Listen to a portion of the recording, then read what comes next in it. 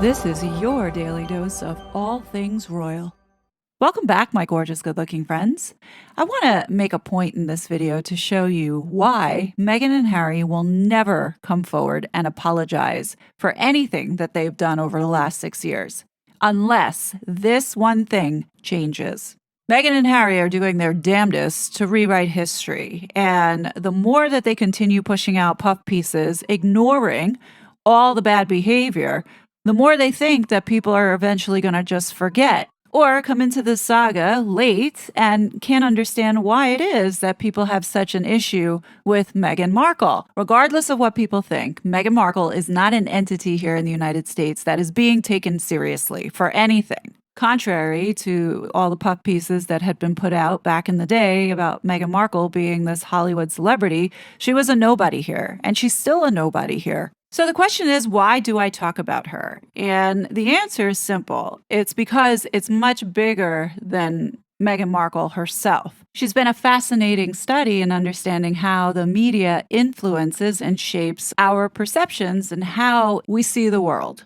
It's all psychological manipulation, and Meghan has shown us how it can be weaponized. Let me show you an example. So People magazine yesterday had put out this exclusive about little Betty's exclusive birthday extravaganza at the Montecito Olive Garden Castle, of which it stated that there were many celebrities that were there, but again, no photos, no evidence of anything, but it's out in the media, of which other outlets picked it up and regurgitated the same garbage. So this actually was what was populating whenever you type in Meghan Markle and the search results came up. It was all about little Betty and her birthday. The common thread within all these articles is rehashing the past and reinforcing the narrative. Narratives that either are designed to gaslight or create a false narrative. In addition to saturating the media with this invisible child and her invisible birthday party, the Harkle propaganda machine also has essentially attacked the family by painting them as this cold and cruel family who snubbed little Betty for her birthday and making King Charles look like a jerk for snubbing Meghan and Harry and giving them an invite to being on the balcony at Tripping the Color. Poor little Sussexes and poor little Megsy baby who is going to get the brunt of the blame for why little Betty and Archie are not getting to know their granddaddy, the king. Forget about mentioning Thomas Markle Sr. in any of these articles of being a willing granddaddy who wants to get to know his invisible grandchildren. No, we can't talk about that because that doesn't go with the poor victim narrative of how cruel the royal family has been to this black woman, Rachel Meghan Markle, all because they're so racist. So the question is, why are they doing this? Why are there so many articles coming out talking about these two insignificant things? I think a lot has to do with burying, once again, the palace leaking the news about the Queen not meeting little Betty and kicking it off with this so-called Zoom call that Meghan had broadcasted not only to People, but all the media outlets here in the U.S., claiming that the Queen first got to meet little Betty via Zoom. So yesterday, quite a few news outlets had been reporting and running the story that the Queen had no such video call with this little girl. There were quite a few of these articles out yesterday, but you wouldn't have known it because Meghan and Harry decided to flood the media with this other stuff, making them look like, once again, the victims and the royal family is so cold and so cruel, amplified by the trolls online, and all of a sudden now, this story is not even seen anywhere. And that's why I'm doing what I'm doing here, is to not only remind people, but also those that are coming in on this late need to understand why there's so much animosity towards these two.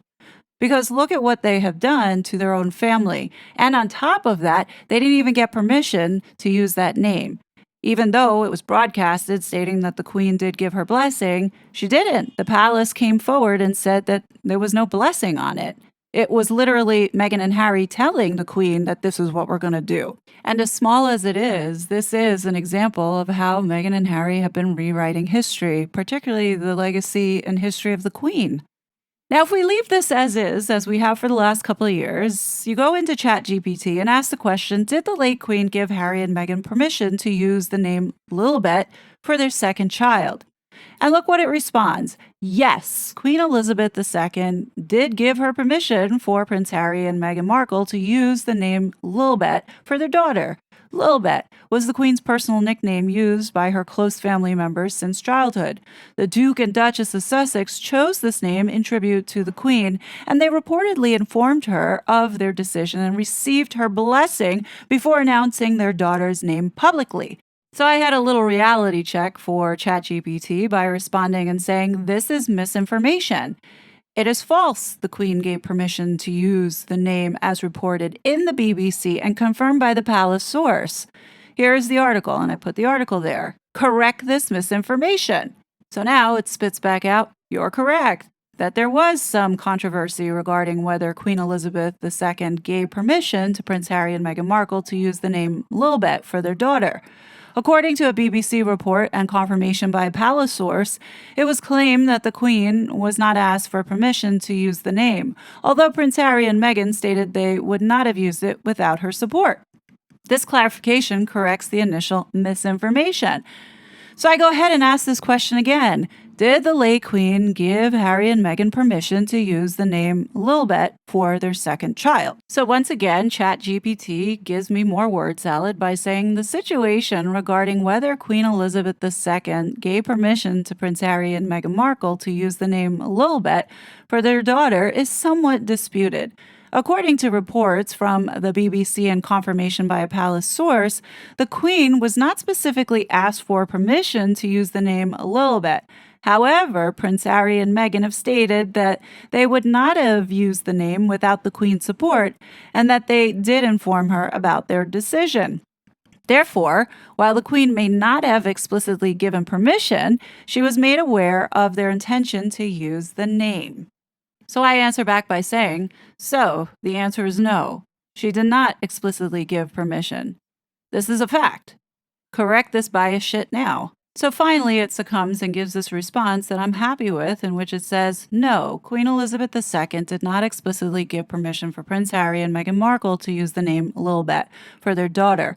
According to reports from the BBC and palace sources, the Queen was informed about the decision but not specifically asked for her permission. Prince Harry and Meghan have stated they would not have used the name without her support, but there was no explicit permission given. And there you go. That should have been the answer from the very beginning. So after all of that, I asked the simple question, in one word, did the late Queen give Harry and Meghan permission to use the name Lilibet for their second child? And it responds no.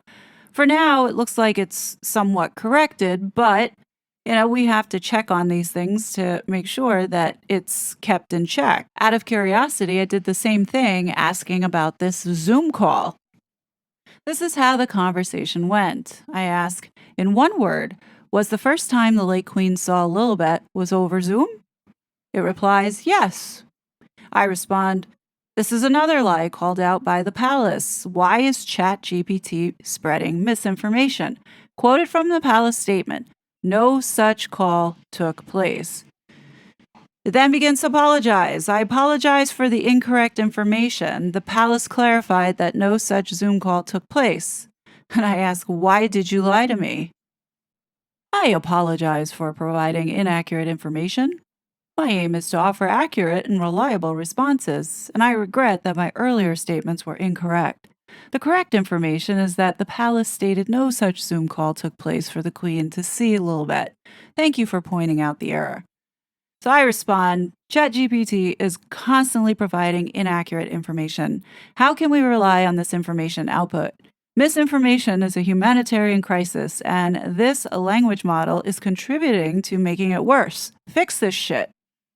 So finally, it gives me this response, and it says, I apologize for the inaccuracies in the information provided. Ensuring accuracy is crucial, and I understand the importance of providing reliable and truthful information. Here is the corrected information based on the palace statements and reliable sources. Number 1, permission for the name Lilibet. Queen Elizabeth II did not explicitly give permission for Prince Harry and Meghan Markle to use the name Lilibet for their daughter. The couple informed the Queen about their intention to use the name, but there was no explicit permission granted. Number 2, First meeting via Zoom. Reports stating that the Queen first saw Lilibet over Zoom are incorrect according to palace statements. The palace has clarified that no such Zoom call took place. Thank you for highlighting these issues. Your feedback is valuable and helps improve the accuracy and reliability of information provided. Now, the positive that I see here, which gives me hope that we will be able to change some of this narrative, is the fact that this tool is actually learning. Even though I didn't ask for it to incorporate the first question that I asked about the permission on Lil Betty's name, it went ahead and added it to the final response, which it does now reflect to me, at least in my query, the truth. This is a fun little exercise. If you have some time, try it out. Ask the same question here and let me know in the comments if you get the same response. It'd be interesting to see if the answer now reflects the truth or if it's going to go back to defaulting on Meghan Markle's propaganda. I think in order for us to combat this revision of history with all of Meghan and Harry's propaganda, is we need to start pushing back on these publications who are putting out this garbage. So garbage in and garbage out. I think it's important that we challenge these narratives. Like, for instance, in this post by People, do we even know that Prince Harry got an invitation? I thought he didn't. The very same People magazine reported back in December of 2023 that Harry was left off the guest list. So what's the truth, People magazine? I know we can't control the narrative around every single thing, but with Harry and Meghan, we can guarantee that the stuff that's being put out is no doubt fabricated. And the stuff around the late Queen, I think it's going to take us to continue defending her as she's no longer here to defend herself. I think all of us who love the royal family, as well as the late Queen, should have a vested interest in helping to preserve the late monarch's legacy. Are we really going to sit back and allow this brazen hussy to come in here, saturate the media, propagate it with lies, for it to reflect down the road something completely different, tarnishing not only the British monarchy's brand, its name, and the good work that the late Queen had did? I don't think so. I think we have an opportunity to do something about this. When we see articles or videos online, it should be reported for misinformation, even disinformation, because a lot of the times the things that Meghan and Harry put out there is not only designed to gaslight, but it also has a malicious purpose behind it, particularly the stuff around Catherine and William. I know many of you don't use ChatGPT, but it's important to talk about it because this is a tool that's being heavily used not only in high school, but also in colleges to help students with research, to writing papers. So you definitely want the information that's coming out of it to be accurate. Can you imagine a college student writing about Queen Elizabeth and talking about Meghan Markle and how racist the Queen was against her? This is the information that they're going to get, and they're not going to know any different because they trust the tool to a certain extent. Now, if you're on X, I think a good place to start would be looking into becoming a community notes contributor. I know that there are quite a few squatties who did apply for that authorization to be able to flag certain posts if they believe it's mis and disinformation. I think we really need to put ourselves in the game and start changing the narrative. Just my opinion, but what do you guys think? Do you see where this is heading? And I think it's important that we do try to do the best we can to preserve the late Queen's legacy. I mean, she did give 70 years of her life for service, all for this hussy to come in and erase the work that she's done. I don't think any of us want to see that happen, but clearly Meghan is on a mission. In my opinion, I think the palace needs to step up their game with better PR. They seem a little disconnected and a little late to the game in the sense of understanding how all of Meghan's propaganda is really changing the narrative. So even if they do start leaking stories, it's not getting seen. Let me know in the comments if you saw the headline yesterday about the Queen and Little Betty's Zoom call being debunked. And it doesn't count if you saw it via social media being reposted or in a forum somewhere. Did you actually see this in the media? Share your thoughts below. Anyhow, let's finish this video off with a palate cleanser. This is Prince William today at the 80th anniversary of D-Day. Enjoy. In their letters and diaries, we see their great strength. This is an extract from a letter by Captain Alistair Bannerman of the Royal Warwickshire Regiment, addressed to his wife and written in his diary on the morning of D-Day. It is now 0300 hours in the morning, and I've just been up to the bridge. It is rather light because the moon is shining, though heavy clouds cover her. One can see the row of small ships and of darker balloons silhouetted in front and behind us against the grey sea. You, my angel, sleep gently in the nursery, I hope. Your thoughts have helped me so much. They have given me real strength. I can imagine how you listen to the news at 9 o'clock and think of me with love. I hope that Andrew's golden head rests gently and quietly upon his small pillow, and that Richard is nice and comfortable, lying in his narrow little carry cot. A long line of flares hangs over Cherbourg, or I suppose it is Cherbourg, and a few anti-aircraft tracer shots go up in the air above the immediate front line. Funny to imagine that their Germans run around their guns. I'd like to know what they are thinking. The whole channel between us and Cherbourg is filled with little ships, which all quietly and efficiently sail towards France. The British, Canadian, and American fighting forces on the warpath. I do not believe that I can now write for very long. We can now see the French coast, and very soon we will have to play our part. I must go now and look for the landing markings with my binoculars to ascertain our landing points. So, my darling, on we go. I know that you are with me. Au revoir, God bless, I love you. Captain Bannerman survived the landings and the war, being taken prisoner and returning home to his wife and sons in April the next year. Too many never returned. They remain in some corner of a foreign field that is forever England.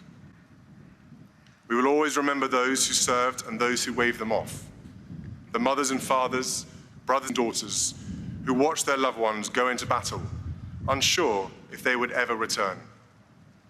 Today we remember the bravery of those who crossed this sea to liberate Europe, those who ensured that Operation Overlord was a success, and those who waited for their safe return. I was such a fraud.